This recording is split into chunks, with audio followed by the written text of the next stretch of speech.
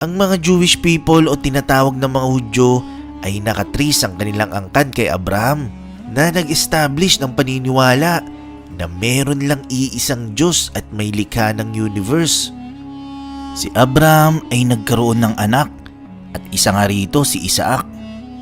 Sa lahi ni Isaac, dito nagmula ang tribo ng mga Israelita. Nagkaroon ng dalawang anak si Isaac. Ito'y sina Jacob at Esau. Bali apo na ito ni Abraham. Si Jacob ay pinangalanan ng anghel ng Diyos bilang Israel. Sinabi kay Jacob sa Genesis 32 verse 28, "Mula ngayon Israel na ang itatawag sa iyo at hindi na Jacob, dahil nakipagbuno ka sa Diyos at tao at ikaw ay nagtagumpay." So dyan nagsimula ang pangalan ng Israel. Ito'y nagmula kay Jacob. Nagkaroon ng 12 anak na lalaki si Israel at ito ang pinagmulan ng 12 tribes of Israel. Ang 12 tribes of Israel, sila yung tinatawag ng mga Israelita sa lumang tipan. Sila yung nagsilbing tatay ng bawat tribo ng Israel. Isa sa 12 anak ni Israel ay si Levi. Sa tribo ni Levi nagmula ang lahi ni Moses. Nung pinangunahan ni Moses ang pag-alis ng mga Israelita sa Egypt para magtungo sa lupang pangako ng Diyos, bitbit ni Moses ang 12 tribo na ito. Actually, 40 days lang naman talaga dapat ang travel time patungong Promised Land. Dahil pa naireklamo ng mga Israelita, kesyo mas okay pa raw sa Egypt dahil di sila nagugutom at nauuhaw dun. Ang 40 days ay naging 40 years. Imagine, nagpaikot-ikot lang sa ilang ang mga Israelita, kaya inabot sila ng 40 years. Ito pa problema, yung promised land na binigay sa kanila ng Diyos, meron nang nakatira na ibang tribo. Ito, yung mga Canaanites. Ang lugar kasi ng Canaan ang tinuturing na lupang pangako ibinigay ng Diyos sa mga Israel. Siyempre ang argumento ng mga Israelita that time, amin tong lupa, binigay ng Diyos to sa amin kaso yung mga nakatira na doon, ayaw ibigay yung lupain. Siyempre para sa kanila, paano maiging inyo to? Bago lang kayo dumating, dito na kami nakatira. So matindi-tinding digmaan ang nangyari bago mapunta sa mga Israelita ang buong lupain. Sino ba ang mga Canaanites? Ang mga Canaanites na una nang nakatira sa Promised Land, sila yung lahi na pinagmulan ni Canaan. Si Canaan ay apo ni Noah kay Ham. Nagsimulang maukupan ng mga Israelita ang lupain nung nasakop na nila ito sa pangunguna ni Joshua. Hinati-hati ang bawat lupain at inukupan ng bawat tribo ng Israel. Dumating yung panahon na nagtalaga ng hari ang mga Israelita. At ito nga si Haring Saul na mula sa Lipi o tribo ni Benjamin. Pero kalaunan pinalitan nito ni Haring David na mula sa tribo ni Judah. Ginawang kapital ni Haring David ang Jerusalem. Dumating ang panahon ng kanyang anak na si Haring Solomon ay nagtayo rito ng templo na nilaan para sa Diyos. Ito nga yung tinatawag na First Temple. Sa panahon ng anak ni Haring Solomon na si Haring Rehoboam, nahati sa dalawang Israel. Si Haring Rehoboam ang namuno sa Southern Kingdom na tinawag na Kingdom of Judah. Habang sa Northern Kingdom naman, tinawag itong Kingdom of Israel sa pamumuno ni Haring Jeroboam. Ang Kingdom of Israel ay kinabibilangan ng 10 tribes, habang 2 tribo naman ang nasa south. Ito yung tribo ng Judah at Benjamin. Bagamat nasa teritoryo ng Benjamin ang Jerusalem, tinuturing pa rin itong sakop ng Judah. Lumipas ang panahon, iba't iba ang naging hari sa Northern Kingdom, ganon din sa south. Dumating yung panahon na namayagpag ang Assyrian Empire at sinakop nito ang buong Middle East, kasama sa nasakop ang buong Northern Kingdom ng Israel.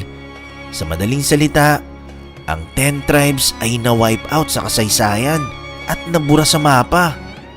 Mula noon, hindi na ito na-trace pa. Kaya ang 10 tribo sa north ay tinaguri ang The Lost Tribes of Israel. Tanging ang Kingdom of Judah na lamang ang natira at hindi talaga ito nagpatalo at nagpatinag sa malaking imperyo ng Assyrian. Take note, ang Kingdom of Judah ay kinabibilangan lang ng 2 tribo. Ito nga yung Benjamin at Judah.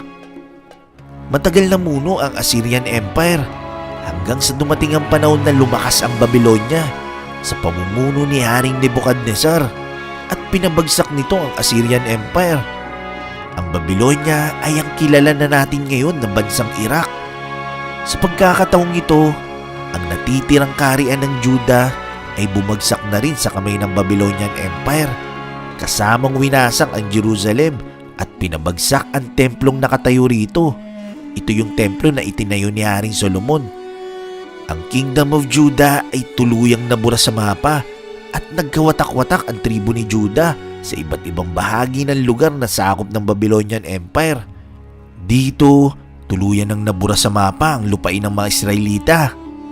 Dumating ang panahon, sumibol naman ang Persia. Nanalasa naman ito sa pangungunan ni King Cyrus the Great. Lumawak ang imperyo at pinabagsak nito ang Babylonian Empire. Naglabas ng kautusan ng Haring Cyrus na ang lahat ng mga Hudyo ay maaari nang bumalik sa kanilang lupain. Take note, Hudyo na ang tinutukoy natin dito dahil sila yung mga nagmula sa tribo ng Kingdom of Judah na nagkawatak-watak lang dahil sa ginawa ng Babylonia. Ibig sabihin, ang mga Hudyo ay nagmula lamang sa isang tribo ng mga Israelita. Ito nga ang tribo ni Judah na pang-apat na anak ni Jacob o Israel. Kaya nga sa panahon natin ngayon, ang reliyon nila ay tinatawag na Judaism at ang tawag sa kanila ay mga Jews o mga Hudyo dahil galing nga ito sa tribes of Judah. So nakabalik ang mga Hudyo sa kanilang lupain at sinubukang itayong muli ang Jerusalem. Ang dating kaharian ng Judah ay tinawag na ngayong Judea. Bagamat nakabalik sila sa lupain, itinuturing pa rin ito na lupain ng Persia. Matapos ang malaking pananakop ng imperyo ng Persia, ito naman ang Greece sa pangungunan ni Alexander the Great. Pinabagsak naman ito ang Persian Empire at kasamang sinakop ang Jerusalem. Paglipas ng panahon, lumakas naman ang Roma at ito naman ang nanalasa at nanakop. Medyo mas malaki ang nasakop ng Roman Empire kumpara sa mga naunang imperyo. Sa Roman Empire, dito itinayo ni Haring Herod ng Judea ang Second Temple.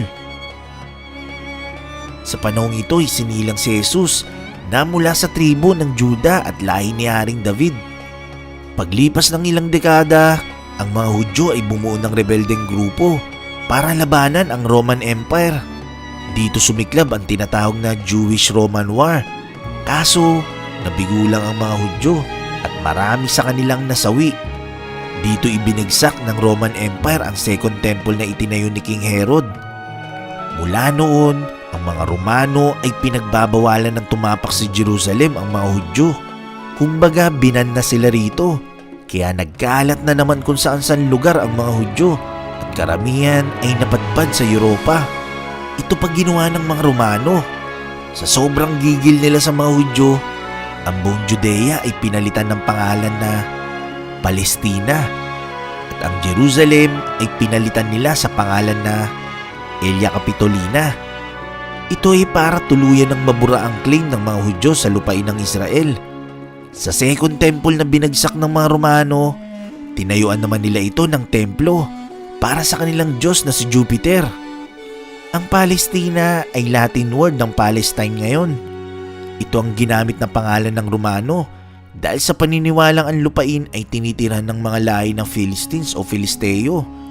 Ito yung lahi ni Goliath na naging kalaban ni David. Pagkalipas uli ng ilang dekada, na-convert naman sa Christianity ang Roman Emperor na si Constantine. Dumating ang panahon, nanalasa naman at nanakop ang Islamic Empire. Halos ang buong Middle East ay sinakop nito at iba pang bahagi sa mapa. Ang Aelia Capitolina na dating Jerusalem ay tinayuan ng mga Muslim ng Dome of the Rock sa lugar kung saan itinayo noon ang First and Second Temple. Tinayo rin nila ang Al-Aqsa Mosque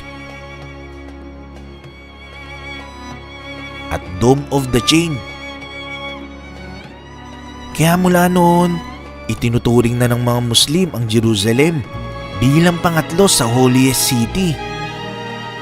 Dumating ang panahon, bumuo ng malaking hukbo ang Santo Papa ng Roma upang bawiin ang Holy Land mula sa kontrol ng mga Muslim.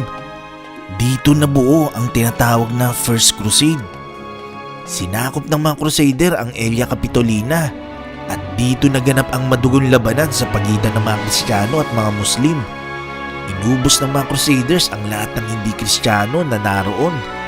At sa labanang ito, nanalo ang Crusaders. Dito ibinalik na ang pangalang Jerusalem mula sa Aelia Capitolina. Pero sa pagkakataong ito, tinawag na itong Kingdom of Jerusalem. Pero hindi pa tapos ang digmaan dahil lumitaw naman ang tinatawag na Mamluks. Hindi sila Muslim pero ginawa silang sundalong alipin noon para magsilbi sa Islamic Empire. Lumakas ang grupong ito. Naging kilala ang mga Mamluks dahil napabagsak nito ang mga Crusaders at nasakop ang Jerusalem. Pagkaraan ng halos ilang siglo, dumating naman ang Ottoman Empire at sinakop ang Jerusalem. Sumiklab ang World War I at nanalasa naman ang British Empire at pinabagsak nito ang Ottoman. Ang Great Britain ay gumawa ng mandato na ang mga Hudyo ay dapat magkaroon ng tahanan para sa Palestine. Pinupose ng mga Hudyo na tawagin itong Land of Israel, habang ang mga Arabs naman ay sinuggest na tawagin na lang itong Southern Syria. Pero nireject ito ng British authorities. Sa halip, ang kabuuang lupain ay tinawag na Palestine. Dahil sa pressure sa mga Arabs, winidraw ng British authorities ang commitment nito sa mga Hudyo na mag-migrate sa lupaing ito mula Europe. Di natupad ang pangako ng British authorities na bigyan ng sariling lupain ng mga Hudyo. Kaya sa panahon ito wala talagang mga Hudyo sa lugar na to at lahat ay halos nasa Europe at ibang bahagi ng bansa. Naganap ang World War II. Alam naman natin ang ginawang pagtutugis sa mga Hudyo. Matapos ang World War II, ang UN General Assembly ay inadapt ang resolusyon na hatiin ang Palestine noong November 29, 1947. Habang ang Britanya naman ay tinerminate na ang mandato sa Palestine na nag-take effect noong May 15, 1948. Ibig sabihin, nung hinati ang malaking lupain ng Palestine, dito na binigay ang lupain para sa Israel, kasabay ng deklarasyon ng independence at pagproklama sa lupain bilang State of Israel. Ibig sabihin, sumang-ayon ang mga Hudyo sa partition plan, kaso ang mga Arabs ay nireject ito. May kita sa larawang ito, yung nasa kaliwa, hindi ito Palestinian state. Ito yung tinatawag na mandatory Palestine, pero under ito ng British Empire, tulad nung nabanggit ko kanina. Ang katabing larawan naman, yan yung partition plan na binanggit ko kanina. Yan yung time na dineklarang estado na ang Israel. Ganyan ang itsura ng mapa. Pero dahil nireject ito ng mga Arabs, inatake nilang mga Israeli noong June 1948. Dito in-invade nila ang mga Israeli. Kaso isang buwan nang nakalipas, nakabawi naman ang mga Israeli at naglunsad ng counter-attack noong July 1948 at napaatras ang mga kalabang Arabs. Para magkaroon ng tigil putukan, dito nagkaroon ng Armistice Agreement o yung Green Line na tinatawag. Di nagtagal, nagkaroon na naman ng digmaan sa pagitan ng mga Israeli at Arabs na tinawag na Six-Day War. Nasakop ng mga Israeli ang buong peninsula at na-extend pa ito sa ilagang bahagi ng Egypt. Nakuha ng mga Israeli ang lupain ng Sinai Peninsula sa baba at ang Golan Heights sa itaas. Hindi natigil ang giyera sa pagitan ng mga Israeli at mga Arabs hanggang sa binalik na lang ng mga Israeli ang Sinai Peninsula sa Egypt. Nung nagdedeman naman ng mga Arabs na ibalik sa kanila ang West Bank, hindi na maibalik ng mga Israeli ang buong lupain dahil halos 100,000 na Israeli na ang nakatira rito, kaya hindi na nila mapaalis. So dahil dito, nagkaroon ng dibisyon sa loob ng West Bank na nagmistulang isla sa mapa. Ang areas na ito ay nahati sa tatlong magkakaibang dibisyon na in-establish ng Oslo Accords noong 90s. Pero ang malaki pa ring issue ay ang Jerusalem. Dahil nung Six-Day War, inukupan na ito ng Israeli at kiniklaim ng Israel na kanila ang kabuuan ng Jerusalem. Kaso, ang claim ng Palestine dapat hati. dahil tinamaan sa gitna ng Armistice Line o yung Green Line ang Jerusalem. Kaya dapat merong West at East Jerusalem. Kaso sa part naman ng Israel, wala nang bisa sa kanilang Armistice Green Line dahil nga nagkadigmaan na. Kaya ngayon, yan ang kasalukuyang itsura ng mapa ng Israel.